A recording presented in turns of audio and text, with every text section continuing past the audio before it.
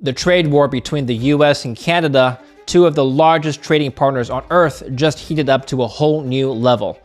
On Tuesday, August 25th, Canada retaliated against US tariffs with its own fight, announcing retaliatory tariffs on roughly $20 billion of US imports, after President Donald Trump imposed 50% tariffs on a similarly valued basket of Canadian goods last weekend. The Canadian countermeasures announced on Tuesday will take effect on September 8th and will apply tariffs of 15%, 25%, and 50% to more than 700 US products, including steel, dairy, electronics, appliances, agricultural equipment, pulp and paper, seafood, and other consumer goods. Ottawa says these measures are designed to match Washington's new tariffs dollar for dollar. And I'll put the full list of products to be tariffed in a link in the description down below because it's quite extensive and very detailed. This retaliation was a response to new US tariffs that took effect at 12:01 a.m. on August 22nd and applied to more than 550 categories of Canadian goods worth about $20 billion US annually, or roughly 5% of Canada's exports to the United States. They include products ranging from honey and wine to clothing, furniture, electronics, cosmetics, sporting goods, and even hockey equipment. But this move by Canada was already well telegraphed. This was Prime Minister Mark Carney's response immediately after the 50% US tariffs were imposed on August 22nd. We've consistently proposed long-term partnerships, while America has often pursued short-term transactions. The gap between partnership and competitor, unfortunately, has remained too wide in recent days. So last evening, I instructed our negotiators to return to Ottawa. We cannot accept what they've offered, and we will not give what they've asked. Canada will match Washington's new tariffs dollar for dollar in order to protect Canadian workers, farmers, families, and businesses. Our response will be concentrated in sectors such as steel, dairy, appliances, agricultural equipment, pulp and paper, and electronics. In the coming days, we'll release details of these new tariff measures which will come into force the Tuesday after Labor Day. Another prominent justification for U.S. tariffs has been their claim that since the United States runs, quote, a trade deficit with Canada, we were ripping them off. Also a quote. But the U.S.'s narrow merchandise trade deficit only exists because the U.S. buys so much of its energy from Canada. Canada fuels American growth, supplying 99% of their natural gas imports, 85% of their electricity imports, 60% of their crude oil imports. I don't think they want us to stop sending any of that energy. That last sentence about energy exports to the US, that was a threat. But here's Ontario Premier Doug Ford making this threat more clear in plain English. And you mentioned that everything remains on the table if things were to get worse. What would worse look like? Do you have a line in mind already? Well, if it gets really, really bad, I say everything's on the table. I cannot speak for other premiers. But a couple premiers have a lot of power to protect Canada, massive power. And I can't speak for them, but we need everyone to be on Team Canada and throw everything in the kitchen sink at them, no matter if it's electricity, if it's fuel, again, if it's potash or uranium. We need to have everything on the table, but we need a buy-in from coast to coast to coast.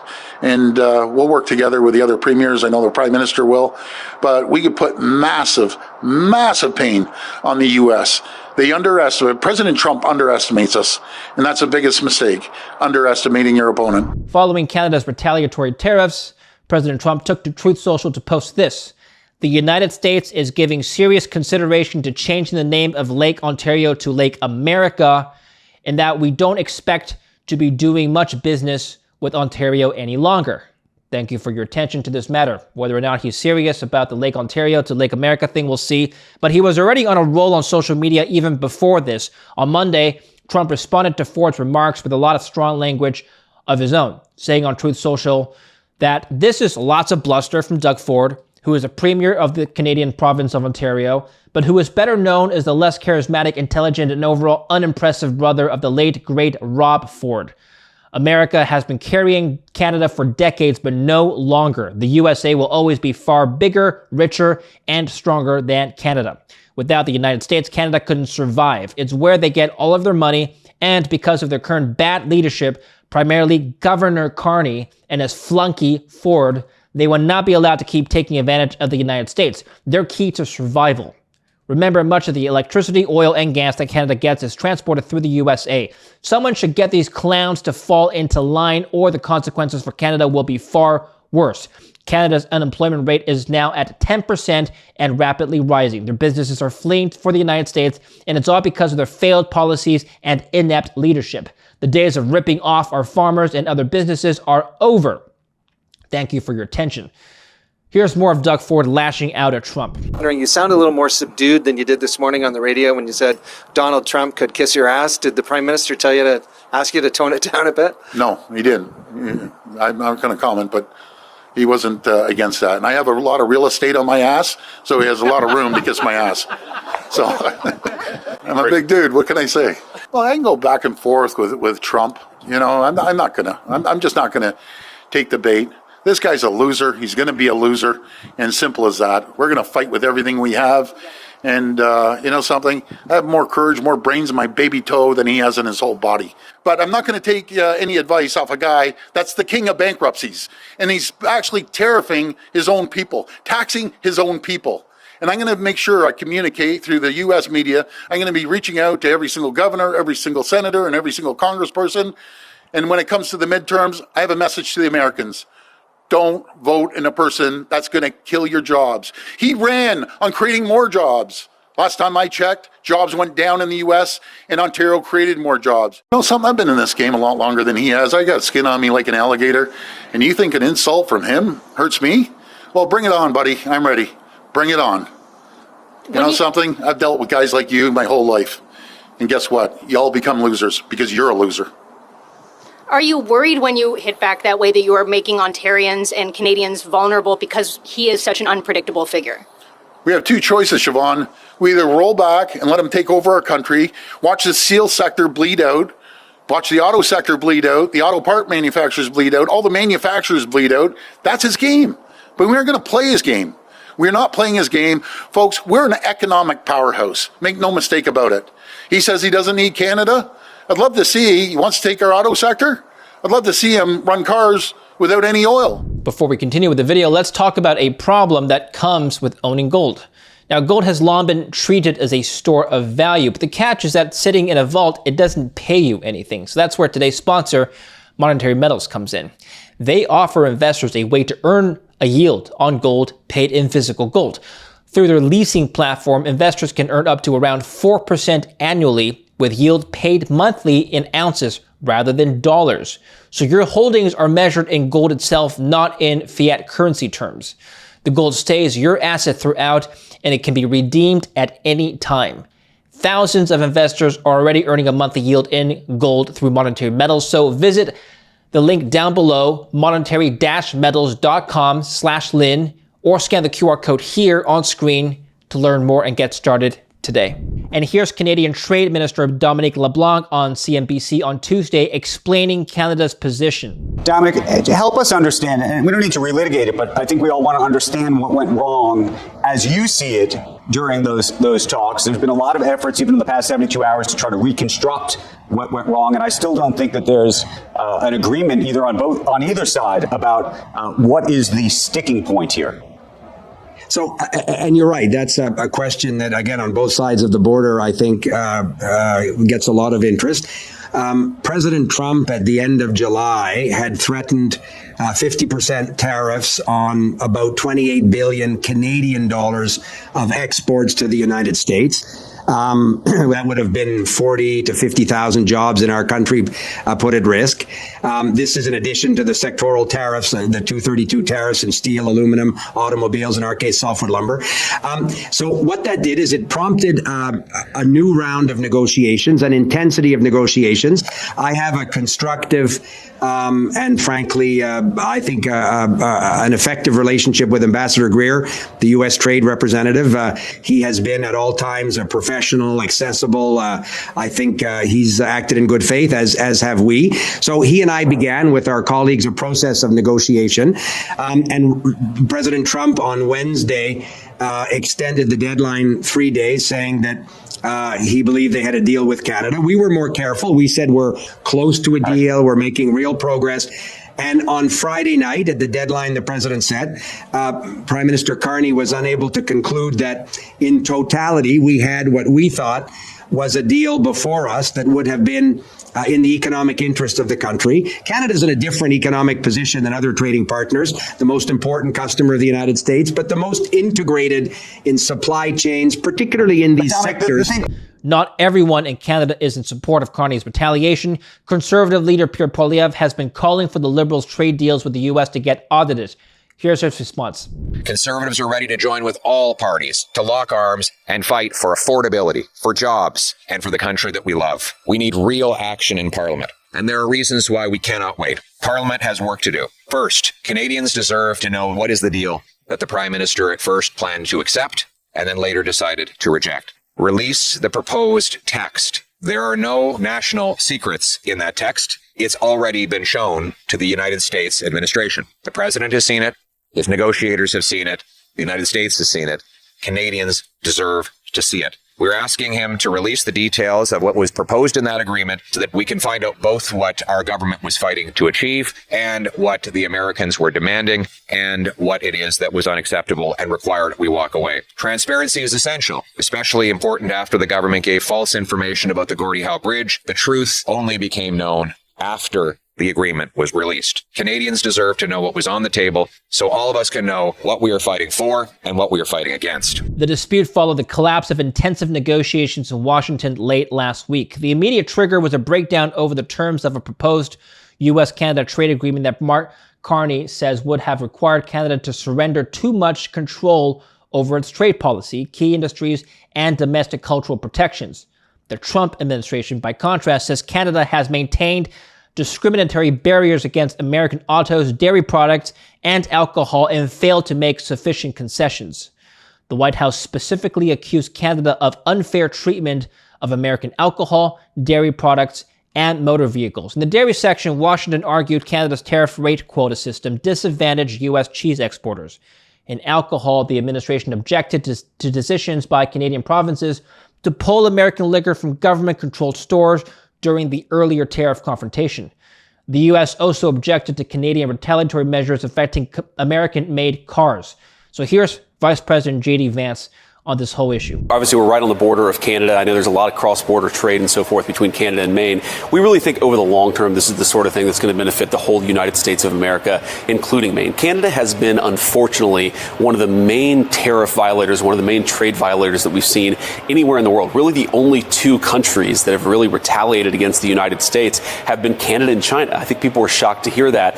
But unfortunately for the Canadians, they rely on our economy. They rely on Maine a lot more than Maine relies on them. And so what we're going to do is just impose some fair rules, really force the Canadians to come to the table and give Maine businesses the same treatment they give their own businesses. That's really all we're asking is for basic fairness. And yeah, we've got to play a little hardball to get to that fairness, but that's what we're trying to do here. And over the long term, we really think it's going to be to the benefit of everybody here in Maine. So how did this whole saga start? Those grievances came on top of a much broader deterioration in trade relations since Trump returned to office in 2025. The U.S. had already imposed or threatened tariffs on Canadian steel, aluminum, automobiles, and other goods, while Canada had responded with its own counter-tariffs. Through July and August this year, however, negotiators appeared to be moving toward a larger agreement. Canada's stated objectives were to preserve tariff-free U.S. access for most Canadian exports, reduce American tariffs on key Canadian industries, and protect smaller businesses, and basically create greater certainty for companies on both sides of the border. Ottawa was also adamant that any deal preserve Canada's ability to conduct independent trade and industrial policy. Carney later said that Canada had already offered meaningful concessions. Ottawa was prepared to remove remaining Canadian retaliatory tariffs on steel, aluminum, and autos if Washington substantially reduced its own. The federal government was also prepared to encourage provinces to return U.S. alcohol to store shelves and make changes involving dairy supply management. By August 18th, the negotiations appeared sufficiently advanced that Trump postponed the scheduled tariff implementation for 3 days. Carney said at the time that the two sides had made substantial progress, although he cautioned that important work still remained. The talks unraveled almost immediately afterward. According to Carney, Washington introduced new last-minute terms that changed the economics and political character of the proposed agreement. Among Canada's objections were U.S. demands affecting Canada's ability to pursue future trade relations with other countries, probably China, and protections involving French language and Canadian culture. Carney said that those demands crossed a line. "We cannot accept what they offered, and we will not give what they have asked," he said Saturday. He later summarized the U.S. position more bluntly: "They asked too much and offered too little." In recent weeks, there had been important progress made towards a possible agreement, an agreement that would have reinforced Canada's position as having the best deal in the world with the United States, including by securing the best terms for each of our most important strategic sectors and by providing greater certainty about our future trading relationship. And while we believed earlier this week that we were moving towards a mutually beneficial agreement, in recent days the United States proposed new terms that were uneconomic, unfair, and undermined the net benefits for Canada and called into question the reliability of any deal. In short, they asked too much and they offered too little. More fundamentally, the cumulative effect of U.S. demands revealed the limits of their commitment to a true economic partnership. Carney said Ottawa had never been prepared to bargain away Canada's sovereignty, strategic industries, French language protections, or cultural policy. Now, the U.S. disputes Canada's account of the breakdown. American officials say Washington had already offered substantial tariff relief, and argue that Canada refused to go far enough in removing barriers to U.S. goods. U.S. Trade Representative Jamieson Greer had defended Washington's negotiating position while blaming Canada's long-standing retaliation and trade restrictions for the standoff. Late Friday, August 21st, Carney suspended the talks and ordered Canadian negotiators to return home. He said last-minute changes in the U.S. proposed terms were unfair, uneconomic, and called into question the reliability of any deal. Hours later, the U.S. tariffs went into force. Trump invoked Section 338 of the Tariff Act of 1930, a rarely used Depression-era law that allows the president to impose duties of up to 50% on imports from countries that are deemed to be discriminatory against American commerce. Economists warn that the economic consequences can extend far beyond just the nominal value of directly tariffed goods because affected exporters buy transportation, financial, accounting, logistics, and other services throughout Canada. Importantly, nearly 90,000 Canadian jobs could be exposed. University of Calgary economist Trevor Tombe estimates that the new tariff round could directly put about 52,000 Canadian jobs at risk. Once indirect employment in trucking, warehousing, wholesale distribution, professional services, and supply industries is included, the total climbs to just over 87,000 jobs. If all of those local losses are materialized, Canada's unemployment rate could rise from roughly 6.4% to about 6.8%, according to Tombe's analysis. Tombe also cautions that this national macroeconomic effect of the tariff package alone may be relatively limited because most Canadian-U.S. trade remains outside the new duties, but the employment effect, however, is much more concentrated. Here's a map showing the provinces that Tombe estimates could be hit the most. As you can see, Ontario faces the largest absolute hit. Tombe estimates approximately 36,000 Ontario jobs are exposed. Ontario's manufacturing-heavy economy is deeply integrated with the U.S., and producers of machinery, manufactured goods, furniture, and other products rely heavily on American consumers. That makes Canada's largest province the biggest potential loser in absolute employment terms. Quebec is the second largest loser. It could lose about 18,000 jobs. Quebec's exposure is concentrated across industries including manufacturing, furniture, wood products, food processing, and textiles. British Columbia comes in at a third, facing one of the sharpest increases in tariff exposure. BC exporters are estimated to face an increase of roughly 7 percentage points in their average effective tariff rate, among the largest increases nationally, and about 11,000 jobs are estimated to be exposed in wood products, furniture, manufactured goods. Alberta itself faces a much smaller direct increase in tariff exposure. It's about a 0.5 percentage point, according to Tombe, and only 9,000 Alberta jobs could be affected. The reason is Canada's interconnected domestic economy.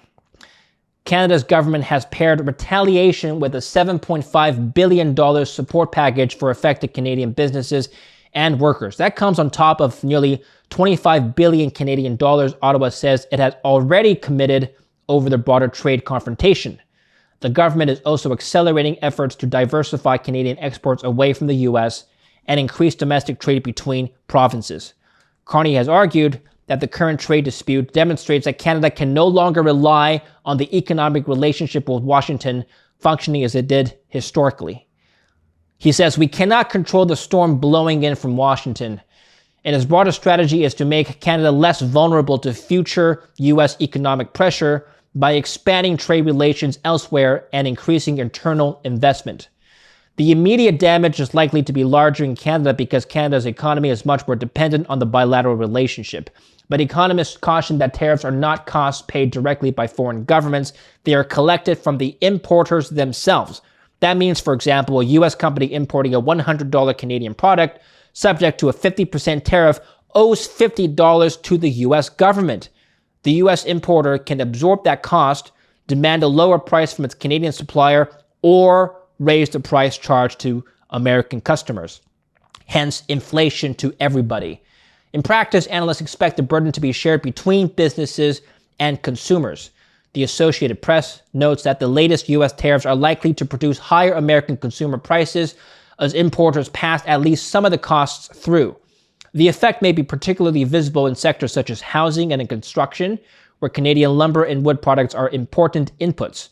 Higher material costs can increase the cost of building homes at a time when U.S. housing affordability is already strained. Electronics, furniture, household goods, and other Canadian imports could also become more expensive. That creates another inflationary pressure at a time when U.S. inflation remains well above the Federal Reserve's 2% target. Analysts cited by Business Insider warn that additional tariff-related inflation could complicate the Fed's ability to lower interest rates and, if persistent enough, potentially increase further pressure for tighter monetary policy. This comes at a time when the Iran war is still at a stalemate and the Strait of Hormuz is still closed, by the way. The current $20 billion tariff package is relatively small compared with total bilateral trade, but the far larger danger is escalation into automobiles. Trump's threat to impose 50% tariffs on Canadian vehicles and components in January has already rattled automotive suppliers. Fitch Ratings analyst Olu Sonola warned that prolonged uncertainty could significantly disrupt the North American auto supply chain and potentially force a major realignment of Canada's auto industry.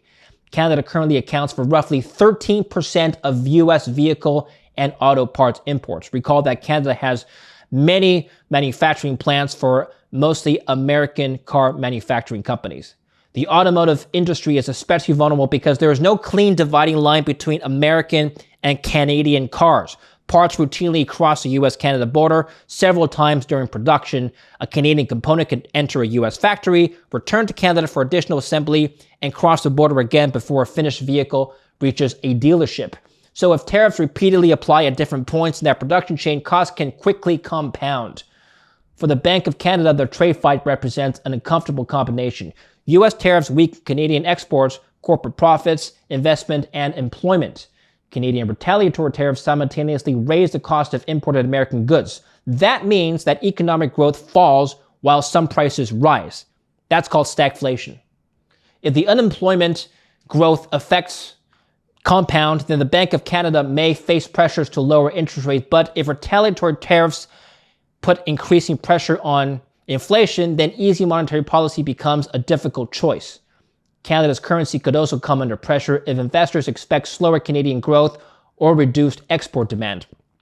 Here's what a few economists on my show have already said about tariffs' impacts on the economy, broadly speaking. Like, I'm American originally, like Canada. You know, look at what the U.S. has done to Canada over the last 6 to 8 months. Look at what the U.S. has done by trying to grab Greenland. So no, Scotty Besant is 100% incorrect. It's not China against the rest of the world. Right now, America has lost its prestige and its standing in world affairs. Nobody trusts them because it's clear that Trump is looking to extract as much benefit, certainly for himself, and arguably for the United States by trying to raise tariffs throughout the entire world. So no, Scotty is wrong. I'm very worried, not just about inflation in America, I'm worried about stagflation. Scotty, Howie Lutnick, and Trump are leading America down a very dangerous path when it comes to the economy. And they're using things like the deficit, using things like, which I think, again, is a false metric from looking at the health of the economy. I'm really worried about the United States right now. Prices are going to go up. Companies aren't hiring. Debt is too high. We have a combustible president who is attacking Democrats and isn't calm. And I'm not against Trump, frankly. I actually like him more than I like Biden and Kamala Harris. But he's so polarizing that businesses don't want to invest. Consumers don't want to spend. We've got a really bad situation if America doesn't calm things down with China and doesn't calm things down in general. My concern right now, for the next 2 months, I think we're in a vulnerable window where, like you said, we don't have all the information. There's a lot of uncertainty over the next couple months. And even the recent deals are still pretty high tariff rates compared to, pre-April. And so back in April, there were all these tariff proposals and the market freaked out. So equity sold off. Credit markets freaked out, basically higher spreads. And right now, estimated forward tariff rates are pretty similar to what they were back in April before the de-escalation. And yet the market is at all-time highs. Credit spreads are narrow. There's really little concern. And so my general view is that there's more risk from tariffs than is probably being priced in. And so short of a major reversal, I do think that it'll be an ongoing friction against the U.S. economy and then particularly tariff-heavy sectors. Most analysis so far, like when you look at import prices, they're not down and they're measured pre-tariff. And so there's not much sign that foreign exporters are absorbing the cost, which means most of the tariff revenue is coming from some combination of American consumers and American businesses. There's also the fact that because tariffs were telegraphed in advance, many importers front ran the tariff. So they pulled in extra imports in Q1, and that gave them some degree of a buffer against, kind of the U.S. Treasury takes in, I think they reported over 150 billion in tariff revenue. Well, they also, because the importers pulled in a lot of products ahead of time, that gave them some buffer before they have to really kind of pass on costs to consumers. But as if the tariffs do stay in place as they are, I do think that'll increasingly trickle out to consumer prices. And so most of this is at least a mild drag on the U.S. economy that somewhat offsets other things that are stimulating. So we're still running pretty large structural fiscal deficits. Nothing stops this train. That's still the background situation. But then that is, at least around the margin, somewhat offset by these structurally higher tariffs. And most of the deals we see, like we saw the one with Japan, where we place tariffs on them. Certain sectors are more targeted than others. There's generally headlines around, say, big investments that Japan's going to do. But when you dig into the details, mostly it's lending, which in many cases they're already doing. That's generally how this mechanism works, is that the U.S. runs these really big trade deficits with the rest of the world. They take the dollars and then they often buy our assets or deploy their credit into our assets. And so I expect that to continue. But basically, I think that we have this new kind of annualized multi-$100 billion tax that is roughly spread between American consumers and American businesses. Obviously, some sectors are more impacted than others. So we see, for example, Ford talking about the tariffs, but we don't really see Microsoft worried about the tariffs. And the reason that's notable is when you look at, say, the way these companies kind of operate is Microsoft is something like 100 times the market cap of Ford. So when we're talking about investing, we're talking about the stock market, it's all about Microsoft. It's not about Ford. But when we look at the broader economy or socio-political situation, Microsoft doesn't even employ twice as many people as Ford does, despite being 100 times the market cap. And so things that slow them down or impair them, while they might not be as spectacular in the near term on the stock market, they do tend to trickle out quarter by quarter as we see some degree of stagnant economic conditions. So I'm currently in the camp that views gradually decelerating U.S. economic situation. So, is all this political theater ahead of the midterms? Well, Matt Gherkin, chief geopolitical strategist at BCA Research, thinks so. Take a listen. Is this just bluster from both sides before we see de-escalation again? Is Trump going to taco? Probably bluster and de-escalation. And the reason is, well, first of all, let's bear in mind that about 4/5 of the trade between these two giant, trading partners is not suffering tariffs because it's under the U.S. Mexico-Canada agreement, the trade agreement that Trump himself negotiated. Since he negotiated it, he doesn't really want to get rid of it. He's willing to renew it every year. And so most goods are not under tariff. Now you've got this remaining 15 or 20% of goods that can be tariffed. Now President Trump targets some of those. But of course, he doesn't want to touch critical minerals or fuel. Oil is one of the biggest imports from Canada. He doesn't want to dabble with that. So he's just targeting this remaining stuff. And he's doing it because it's small enough that he doesn't think it's going to have a big impact on the election. But get this, his approval ratings are so bad right now, and he can't really get success on Hormuz and lowering oil prices dramatically. So he's just trying to fire up his base with nationalism so that they turn out for the election, because what he's worried about is Republicans are not even going to turn out because they're disenchanted. And he knows Democrats are going to turn out, and he knows that independents are going the opposite direction. So how can he fire up his base? Well, pick a fight with the neighbor, rally around the flag, and highlight the trade issue, the protectionism issue, which has motivated his base in the past. But that also means that you're talking about not implementing those auto tariffs, which notice that he put those on January 1st after the midterm, and he probably won't actually do them. So this is about the midterm election, firing up the base. And then on the Canadian side, well, Mark Carney, the prime minister, is in a great position to fight this battle because it unites all of Canadians. And he's in a situation where, at least ostensibly, Alberta and Canada are flirting with, Alberta and Quebec are flirting with secessionism again.